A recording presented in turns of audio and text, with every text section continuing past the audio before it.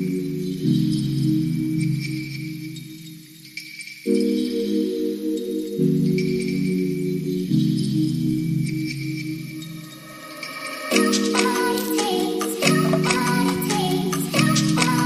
Hello ನಮಸ್ಕಾರ. ಎಲ್ಲರೂ ಹೇಗಿದ್ದೀರಾ? ಎಲ್ಲರೂ ಚೆನ್ನಾಗಿದ್ದೀರಾ ಅಂತ ಅಂದ್ಕೊಳ್ತೀನಿ. ಸೊ ನಾನು ಕೂಡ ತುಂಬಾ ಚೆನ್ನಾಗಿದ್ದೀನಿ. ಹಾಗೆಯೇ ಇವತ್ತಿನ ವಿಶೇಷ ಏನಪ್ಪ ಅಂತಂದರೆ, ನವರಾತ್ರಿ ಸ್ಟಾರ್ಟ್ ಆಗಿದ್ದಿಲ್ಲ. ಸೊ ಇದು ಮೊದಲನೇ ದಿನದ ನವರಾತ್ರಿ ಪೂಜೆ ಅಂತ ಹೇಳ್ಬೋದು. ಸೊ ನಾನು ಯಾವ ರೀತಿ ಮಾಡಿದ್ದೀನಿ ಅನ್ನೋದ್ರ ಬಗ್ಗೆ ನಾನು ತಿಳಿಸ್ಕೊಡ್ತೀನಿ. ಹಾಗೆಯೇ ಯಾವ ರೀತಿ ಹಿಂಗೆ ಇದು ಮಾಡೋದು ಅನ್ನೋದ್ರ ಬಗ್ಗೆ ಒಂದು ವ್ಲಾಗ್ ಮಾಡಿದ್ದೀನಿ. ಸೊ ಇಂಟ್ರೆಸ್ಟ್ ಇರೋರು ನೋಡ್ಬೋದು. ಸೊ ಅದ್ರ ಬಗ್ಗೆ ನಾನೇನು ಇದರಲ್ಲಿ ಏನು ಹೇಳೋದಕ್ಕೆ ಹೋಗಲಿಲ್ಲ.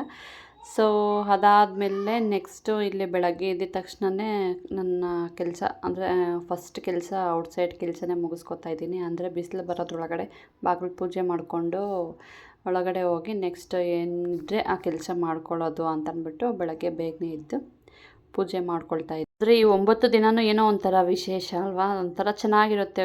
ಒಳ್ಳೆ ಗುಡ್ ವೈಬ್ ಅಂತಲೇ ಹೇಳ್ಬೋದು.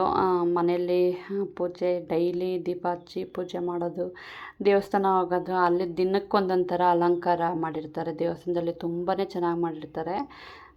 2 ಕಣ್ಣು ಸಾಲದು ಅಂತಲೇ ಹೇಳ್ಬೋದು. ಆ ದೇವ್ರನ್ನ ನೋಡೋದಕ್ಕೆ, ಆ ಅಲಂಕಾರಗಳಲ್ಲಿ ದೇವರುಗಳನ್ನ ನೋಡೋದಕ್ಕೆ 2 ಕಣ್ಣು ಸಾಲದು ಅನಿಸುತ್ತೆ. ನಿಜವಾಗ್ಲೂ ಆ ದೇವಸ್ಥಾನಕ್ಕೆ ಹೋಗೋದೇ ಒಂದಿಷ್ಟು ನನಗೆ ನೆಮ್ಮದಿ ಅನಿಸುತ್ತೆ.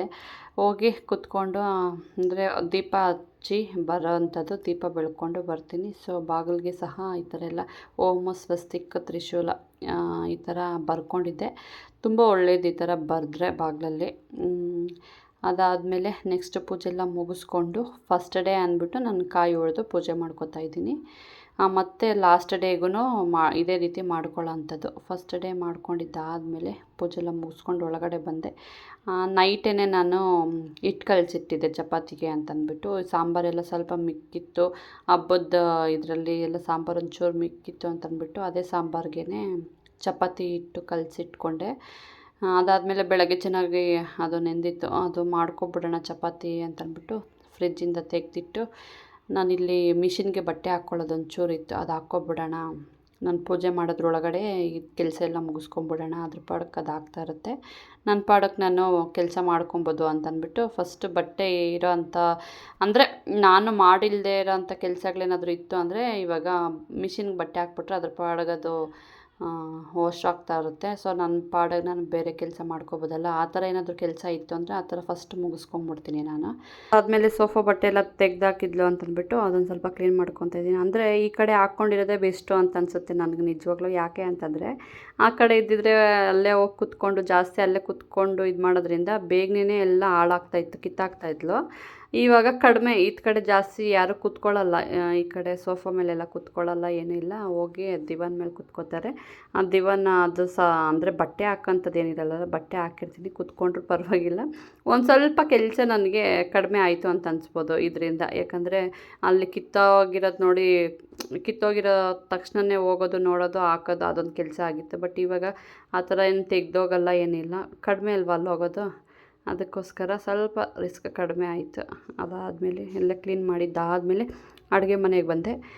ಚಪಾತಿ ಮಾಡ್ಕೊಂಡ್ಬಿಡೋಣ, ಅದು ಇದಾದಮೇಲೆ ನೆಕ್ಸ್ಟು ಇನ್ನೇನು ಕೆಲಸ ಇರಲ್ಲಲ್ಲ, ಸ್ವಲ್ಪ ಪಾತ್ರೆ ಇರುತ್ತೆ ತೊಳ್ಕೊಂಡ್ರೆ ಆಯಿತು ಅಂತಂದ್ಬಿಟ್ಟು ಚಪಾತಿಗೆಲ್ಲ ನಾನು ರೆಡಿ ಮಾಡ್ಕೊಂಡಿದ್ದೆ, ಹೊಸ್ಕೋತಾ ಇದ್ದೀನಿ. ಅದರಲ್ಲಿ ಇವಳು ಇದು ಬಂದುಬಿಟ್ಟು ನಾನು ಮಾಡ್ತೀನಿ ಚಪಾತಿ ಅಂತಂದ್ಬಿಟ್ಟು ಬಂದಳು. ಈ ಚಪಾತಿ ಮಾಡಬೇಕು ಅಂತಂದರೆ ಇವಳಿಗೆ ಇಷ್ಟ ಜಾಸ್ತಿ, ಹಿಂಗೆ ಹೊಸೆಯೋದೆಲ್ಲ ಮಾಡೋದಕ್ಕೆ ಅವಳಿಗೆ ಇಷ್ಟ ಜಾಸ್ತಿ. ನಾನು ಮಾಡ್ತೀನಿ ಅಂತ ಬಂದಳು. ಸರಿ ನಿಂತ್ಕೋ, ಲಾಸ್ಟಲ್ಲಿ ಕೊಡ್ತೀನಿ, ಈಗ ಕೊಡೋಲ್ಲ ನಾನು ಅಂತಂದ್ಬಿಟ್ಟು ಉಂಡೆ ಮಾಡಿಟ್ಬಿಟ್ಟಿದ್ದೆ ಎಲ್ಲನೂ. ಅದರಲ್ಲಿ ಹೆಂಗೆ ಕಿತ್ಕೊಡೋದು ಅಂದ್ಬಿಟ್ಟು ಕೇಳಲಿಲ್ಲ. ಲಾಸ್ಟಲ್ಲಿ ಕೊಡ್ತೀನಿ ಸುಮ್ಮನೆ ರಮ್ಮ ಅಂದ್ಬಿಟ್ಟು ನಿಲ್ಲಿಸ್ಕೊಂಡಿದ್ದೀನಿ. ಈ ಚಪಾತಿ ಬಂದು ಈ ಆಶೀರ್ವಾದ ಆದರೆ ನಾವು ಹೆಂಗೆ ಹೊಸಿದ್ರೆ ಹಂಗಿರುತ್ತೆ. ಇದೊಂಥರ ಈ ಎಲೆಸ್ಟಿಕ್ ಟೈಪು ಅಂದ್ಕೊತೀನಿ. ಏನೋ ಬೇರೆಯವ್ರು ನೀವು ಹೆಂಗೋ ಏನೋ ಗೊತ್ತಿಲ್ಲ, ನನ್ನ ಎಕ್ಸ್ಪೀರಿಯೆನ್ಸ್ ನನಗೆ ಹಂಗೇ ಅನಿಸುತ್ತೆ. ಏನೋ ಒಂಥರ ಎಕ್ಸ್ಪೆಂಡ್ ಆಗೋದು ಜಾಸ್ತಿ, ಎಷ್ಟು ಹೊಸಿದ್ರೂ ಚಿಕ್ಕದಾಗಿ ಆಗ್ತಾನೆ ಇರುತ್ತೆ, ಇಷ್ಟು ಅಗಲ ಹೊಸಿದ್ರೂ. ಅದಕ್ಕೋಸ್ಕರ ನಾನು ಹಂಗೆ ಎಲೆಸ್ಟಿಕ್ ಥರ ಇದು ಅಂತ ಅಂದ್ಕೊಳ್ಳೋದು. ಅದಾದಮೇಲೆ ನೆಕ್ಸ್ಟ್ ಈ ಚಪಾತಿ ಎಲ್ಲ ಸ್ವಲ್ಪನೇ ಕಲಸಿಟ್ಕೊಂಡಿದ್ದು, ಬರ್ತಾರೋ ಇಲ್ಲೋ, ಸುಮ್ಮನೆ ಯಾಕೆ ವೇಸ್ಟ್ ಮಾಡೋದು, ಮಾಡಿ ವೇಸ್ಟ್ ಮಾಡೋದು ಯಾಕೆ ಅಂತಂದ್ಬಿಟ್ಟು ಸ್ವಲ್ಪ ಕಲಸಿಟ್ಕೊಂಡಿದ್ದೆ.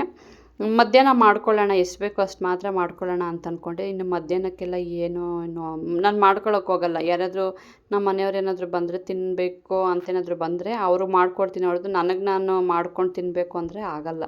ಅದಕ್ಕೋಸ್ಕರ ಇನ್ನು ಅವಾಗೆಲ್ಲ ಗಲೀಜು ಹಿಟ್ಟೆಲ್ಲ ಕೆಳಗಡೆ ಬೀಳುತ್ತೆ ಅಂತಂದ್ಬಿಟ್ಟು ಒಂದೇ ಸಲ ಮಾಡಿಟ್ಬಿಡ್ತಾಯಿದ್ದೀನಿ. ಒಂದೆರಡು ಮೂರೇನೋ ಎಕ್ಸ್ಟ್ರಾ ಮಾಡಿಟ್ಟಿದ್ದೆ, ಅಂದರೆ ಅದು ಮಿಗ್ದಿತ್ತು.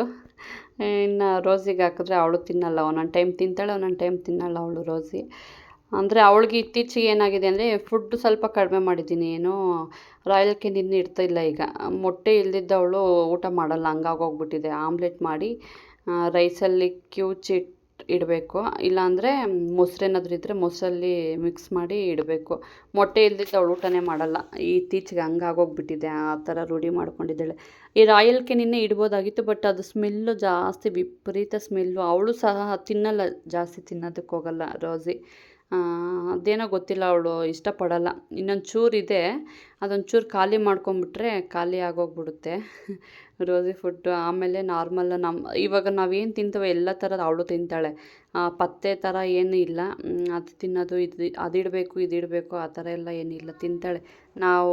ನಾವೆಲ್ಲ ಏನೆಲ್ಲ ನಾವು ತಿಂತೀವೋ ಅವಳು ಸಹ ಇಷ್ಟಪಟ್ಟು ತಿಂತಾಳೆ, ಪ್ರತಿಯೊಂದು ತಿಂತಾಳೆ. ಹೆಸ್ರುಬೇಳೆ ತಿಂತೀರಾ, ಅದು ಇಡಿ, ಅದು ತಿಂತಾಳೆ. ಸ್ವೀಟ್ ಕಾರ್ನ್ ನೋಡಿರ್ಬೋದು ಮೊನ್ನೆ ನೀವೇ ರೀಲ್ಸಲ್ಲಿ ಶಾರ್ಟಲ್ಲಿ ಹಾಕಿದ್ದೆ, ಏನು ಚೆನ್ನಾಗಿ ತಿಂತಾಳೆ. ಅಂದರೆ ಚಿಕನಲ್ಲಿ ಸಾಂಬಾರು ಏನಾದರೂ ಮಾಡಿದ್ರೆ ತಿಳಿ ಸಾಂಬಾರಲ್ಲಿ ಮಾತ್ರ ರೈಸ್ ಇಡೋದು. ಅದಕ್ಕಿನ್ನ ಪೀಸ್ಗಳೇ ಆಗಿರಲಿ, ಮೂಳೆ ಆ ಥರ ಏನೂ ಹಾಕಿಲ್ಲ. ಮೂಳೆ ಹಾಕಿದ್ರೆ ಅದು ಗಂಟ್ಲಲ್ಲಿ ಸಿಕ್ಕಾಕೊಳ್ಳುತ್ತೆ, ಇಲ್ಲಾಂದರೆ ಏನೋ ಎದೆ ನುಂಗಿದ್ರೂ ಸಹ ಅದಕ್ಕೆ ಇದು ಮಾಡ್ಕೊಳಕ್ಕೆ ಬರಲ್ಲ, ಸತ್ತೋಗ್ಬಿಡುತ್ತೆ. ಅದು ಬೇರೆ ಸೆನ್ಸಿಟಿವ್ ಸ್ಕಿನ್ ಜಾಸ್ತಿ ಅದಕ್ಕೆ, ನಾಯಿಗೆ. ಆದ್ದರಿಂದ ಮೂಳೆ ಏನು ಇಡೋದಕ್ಕೆ ಹೋಗಲ್ಲ. ಎಷ್ಟೋ ನಾಯಿ ಮರಿ, 2-3 ನಾಯಿ ಮರಿ ನೋಡಿದ್ದೀನಿ ನಾನು, ಇದೇ ರೀತಿ ಮೂಳೆ ತಿಂದು ಸತ್ತೋಗ್ಬಿಟ್ಟಿದ್ದಾವೆ. ಅದು ಆ ಒಂದು ಭಯಕ್ಕೋಸ್ಕರ ಚಿಕನ್ ಅನ್ನೋದು ನಾನು ಹಾಕೋದಕ್ಕೆ ಹೋಗಲ್ಲ. ಏನೋ ಸಾಂಬಾರಲ್ಲಿ ಮಾತ್ರ ಸ್ವಲ್ಪ ರೈಸ್ ಮಿಕ್ಸ್ ಮಾಡಿಕೊಡ್ತೀನಿ ಅಷ್ಟೇ. ಅದಾದಮೇಲೆ ನೆಕ್ಸ್ಟು ಇವಳಿಗೆ ಬಂದಳಲ್ಲ, ಚಪಾತಿ ಹಾಕ್ಕೊಡ್ಲಮ್ಮು ಅಂತಂದಿದ್ದಕ್ಕೆ, ಟೈಮ್ ಆಗುತ್ತೆ, ಇನ್ನು ಅವಳು ಟಿ ವಿ ನೋಡ್ಕೊಂಡು ತಿನ್ನೋದ್ರೊಳಗೆ ಟೈಮ್ ಆಗುತ್ತೆ ಅಂದ್ಬಿಟ್ಟು ಹಾಕ್ಕೊಡ್ಲಾ, ತಿಂತೀಯ ಅಂದಿದ್ದಕ್ಕೆ ಹ್ಞೂ ಸರಿ ತಿಂತೀನಿ ಅಂದಳು. ಸ್ಕೂಲ್ಗೆ ಹೋಗ್ತಾ ಇರೋದ್ರಿಂದ ಇವಾಗ ಅವಳೇ ತಿನ್ನೋದು ಕಲ್ತಿದ್ದಾಳೆ. ನಾನು ತಿನ್ನಿಸ್ಬೇಕು ಅನ್ನೋದೇನಿಲ್ಲ ಇವಾಗ. ಯಾವಾಗೋ ಒಂದೊಂದು ಟೈಮ್ ಅಷ್ಟೇ ಅವಳು ತಿನ್ನಿಸ್ಬೇಕು ಅಂತ ಕೇಳ್ತಾಳೆ, ಇಲ್ಲಾಂದರೆ ನಾನೇ ತಿಂತೀನಿ ಅಂತ ಹೇಳಿದ್ಲು. ಅದಕ್ಕೋಸ್ಕರ ಪೀಸ್ ಮಾಡಿಕೊಡ್ತಾಯಿದ್ದೀನಿ. ಪೀಸ್ ಮಾಡಿಕೊಟ್ಬಿಟ್ರೆ ಅವಳು ತಿನ್ಕೊತಾಳೆ. ನೆಕ್ಸ್ಟು ಏನಮ್ಮ ಮುಖ ತೊಳೆದಿಲ್ಲಲ್ಲಮ್ಮ, ಹೆಂಗೋ ನಿನಗೆ ಹಾಕ್ಕೊಡೋದು ನಾನು ಅಂತಂದಿದ್ದಕ್ಕೆ, ಇಲ್ಲ ಮಮ್ಮಿ ನಾನು ತೊಳ್ಕೊತೀನಿ ಅಂತಂದ್ಬಿಟ್ಟು ಅವಳೇ ಹೋಗ್ಬಿಟ್ಟು ಮುಖ ತೊಳ್ಕೊಳಕ್ಕೆ ಹೋಗೋಳೆ. ಏನು ಚೆನ್ನಾಗಿ ತೊಳ್ಕೊತಾ ಇದ್ದಾಳೆ ನೋಡ್ರಿ. ಫಸ್ಟ್ ಟೈಮ್ ಅವಳೇ ಮುಖ ತೊಳ್ಕೊತಿರೋದು. ಅಲ್ಲುಜ್ಜೋದು ನೋಡಿ ಏನು ಸ್ಟೈಲಾಗಿ ತಿಳ್ಕೊತ್ತೆ ಈಗ ನೋಡ್ರಿ. ಅಲ್ಲಲ್ಲಿ ಮಾತ್ರ ಏನೂ ಹೋಗಲಿಲ್ಲ, ಸುಮ್ಮನೆ ಕೈ ಮಾತ್ರ ಆಡಿಸ್ತಾ ಇದ್ದಾಳೆ. ನಮ್ಮ ಅಕ್ಕ ಇದು ಜಾಸ್ತಿ ಹಲ್ಲುಜ್ಜಿದ್ದಾದ್ಮೇಲೆ ಪೇಸ್ಟ್ಗೆ ಅವಳಿಗೆ ಜಾಸ್ತಿ ಹೊತ್ತು ಹಲ್ಲುಜ್ಕೊಂಡಿದ್ರೆ ಅವಳಿಗಾಗಲ್ಲ, ಬಾಯಲ್ಲಿ ಬೆರ್ಸಿಟ್ಕೊಂಡಿದ್ರೆ ಆಗಲ್ಲ, ಒಂಥರ ವ್ಯಾಕರಿಸ್ತಾಳೆ. ಅವಳು ವ್ಯಾಕರಿಸೋದು ನೋಡ್ಕೊಂಬಿಟ್ಟಿದ್ದಾಳೆ ಇವಳು. ಅಲ್ಲಿ ಹಿಂಗೆ ಉಜ್ಜೋದು ವ್ಯಾಕ್ ಅನ್ನೋದು, ಅಲ್ಲುಜ್ಜೋದು ವ್ಯಾಕ್ ಅನ್ನೋದು.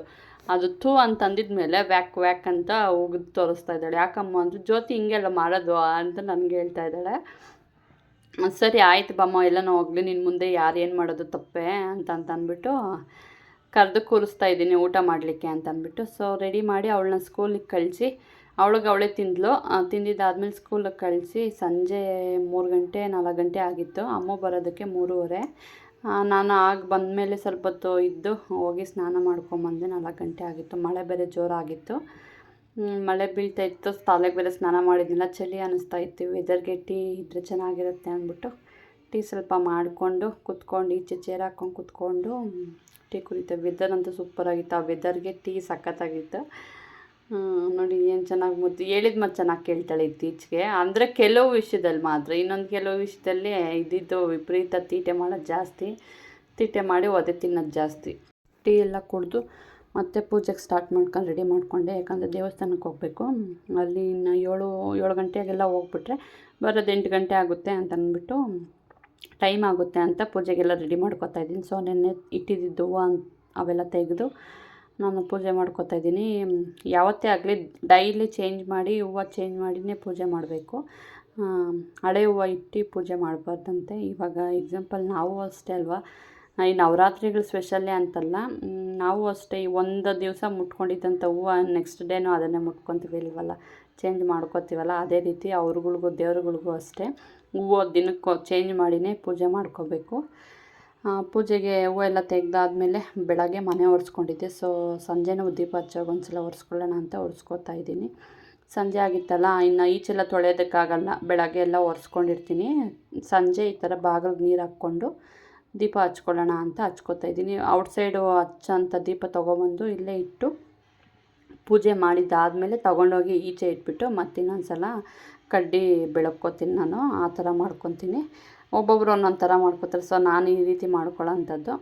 ಹಾಗೆಯೇ ಇದು ಬಂದು ನಾವು ಏನು ಕಡ್ಡಿಯಲ್ಲಿ ಅಂದರೆ ಬೆಂಕಿಪಟ್ಟಣದಲ್ಲಿ ದೀಪ ಹಚ್ಚಬಾರ್ದಂತೆ. ಸೊ ನನಗೂ ಗೊತ್ತಿರಲಿಲ್ಲ, ಯಾರೋ ಹೇಳಿದ್ರು. ಸೊ ಅದು ನಿಮಗೂ ಒಂದು ಇನ್ಫಾರ್ಮೇಟಿವ್ ಇರಲಿ ಅಂತ ನಾನು ತಿಳಿಸ್ತಾ ಇದ್ದೀನಿ ಅಷ್ಟೇ. ಈ ಸಂಪ್ರದಾಯ ಕಡೆ ಊದುಗಡ್ಡಿ ಇದೆಯಲ್ಲ, ಅದರಲ್ಲೇ ದೀಪ ಹಚ್ಕೋಬೇಕಂತೆ. ಇತ್ತೀಚೆಗೆ ಮುಂಚೆ ಎಲ್ಲ ನಾವು ಅದೇ ರೀತಿಯೇ ಮಾಡ್ಕೊತಾ ಇದ್ವಿ. ನನಗೆ ಗೊತ್ತಾಗಿದ್ದಾಗಿಂದ ನಾನು ಈ ರೀತಿ ಕಡ್ಡಿಯಲ್ಲೇ ಹಚ್ಕೋತಾ ಇದ್ದೀನಿ. ಅದಾದಮೇಲೆ ಲಾಸ್ಟ್ ಫೈನಲ್ ಇವತ್ತು ಎಲ್ಲೋಯಿಂದ ಸ್ಟಾರ್ಟ್ ಮಾಡೋಣ ಅಂದ್ಬಿಟ್ಟು ಎಲ್ಲೋ ಯೂಸ್ ಮಾಡ್ಕೊಂಡು, ಅಂದರೆ ಶಾಮಂತಿ ಯೂಸ್ ಮಾಡ್ಕೊಂಡೇ ನಾನು ಪೂಜೆ ಮಾಡ್ಕೊಂಡಿದ್ದೀನಿ. ಹಾಗೆ ದೇವಸ್ಥಾನದಲ್ಲೂ ಸಹ ಎಲ್ಲೋ ಡೇನೇ ಆಗಿತ್ತು ಇವತ್ತು. ಸರಿ ದೇವಸ್ಥಾನಕ್ಕೆ ಹೋಗೋಣ ಅಂತ ಅಂದ್ಬಿಟ್ಟು ನಿಂಬೆಹಣ್ಣು ದೀಪ ಮಾಡಿಕೊಂಡು ರೆಡಿ ಮಾಡ್ಕೊಂಡಿದ್ದೆ. ಹೋಗಿ 9 ದೀಪ ಮಾಡಿಕೊಂಡು ಹಚ್ಕೊಂಡು ಬೆಳಗ್ಕೊಂಡು ಪೂಜೆ ಮಾಡಿಕೊಂಡು ಬಂದೆ. ಇಲ್ಲಿ ಹೋಗೋದ್ರೊಳಗಡೆ ಎಲ್ಲ ಅಲಂಕಾರ ಆಗಿತ್ತು. ಅಂದರೆ ಡೈಲಿ ಒಬ್ಬೊಬ್ಬರು ಮಾಡ್ತಾರೆ, ದಿನಕ್ಕೊಬ್ಬೊಬ್ಬರು ಮನೆಯವರು ಮಾಡೋ ಅಂಥದ್ದು. ಇವತ್ತು ಅರಿಶಿನದ ಅಲಂಕಾರ ಇತ್ತು, ನಾಳೆ ಕುಂಕುಮದ ಅಲಂಕಾರ, ದಿನಕ್ಕೊಂದೊಂದು ಅಲಂಕಾರ. ತುಂಬಾ ಚೆನ್ನಾಗಿ ಪೂಜೆ ಮಾಡ್ತಾರೆ ಇಲ್ಲಿ ಇವರು ಪೂಜಾರರು. ನಿಜವಾಗ್ಲೂ ಆಯಮ್ಮನ ಅದೃಷ್ಟನೋ ಇಲ್ಲ ಇವ್ರ ಅದೃಷ್ಟನೋ ನಿಜವಾಗ್ಲೂ ಗೊತ್ತಿಲ್ಲ. ನನಗನ್ಸುತ್ತೆ ಆಯಮ್ಮನ ಅದೃಷ್ಟನೇ ಅನಿಸುತ್ತೆ. ಅಷ್ಟು ಚೆನ್ನಾಗಿ ನೀಟಾಗಿ ಇಷ್ಟು ಚೆನ್ನಾಗಿ ಮಾಡ್ತಾರೆ ಅಂದರೆ 2 ಕಣ್ಣು ಸಾಲದು ನೋಡೋದಕ್ಕೆ. ಅಷ್ಟು ಅಲಂಕಾರವಾಗಿ ಎಷ್ಟು ಚೆನ್ನಾಗಿ ಮಾಡ್ತಾರೆ. ಒಂಥರ ಇಲ್ಲಿಗೆ ಬಂದೋದ್ರೆ ಏನೋ ಒಂಥರ ಸಮಾಧಾನ. ನನಗಂತೂ ತುಂಬ ಖುಷಿ ಆಗುತ್ತೆ ಇಲ್ಲಿಗೆ ಬಂದರೆ.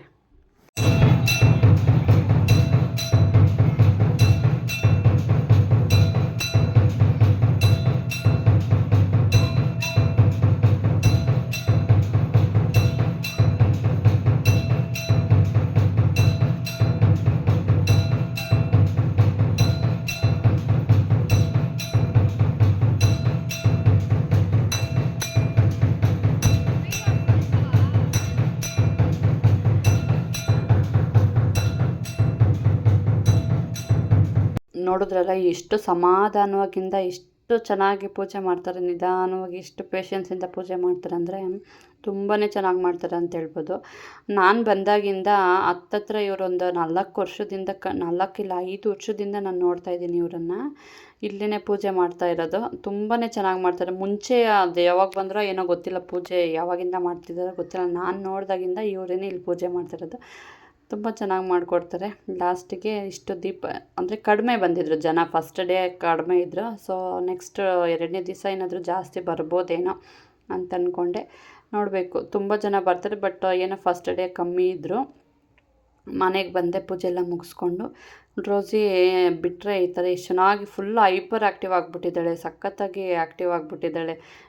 ಏನಾದರೂ ಬಾಲ್ ಏನಾದರೂ ಬಿಸಾಡಿದ್ರೆ ಎತ್ಕೊಂಬಂದು ಕೊಡೋದು, ಏನಾದರೂ ಬಿಸಾಡಿದ್ರೆ ಎತ್ಕೊಂಬಂದು ಎಷ್ಟು ಚೆನ್ನಾಗಿ ಕೊಡ್ತಾಳೆ. ಹೇಳಿದ ಮತ್ತು ಚೆನ್ನಾಗಿ ಕೇಳ್ತಾಳೆ ಇತ್ತೀಚೆಗೆ ರೋಸಿನು.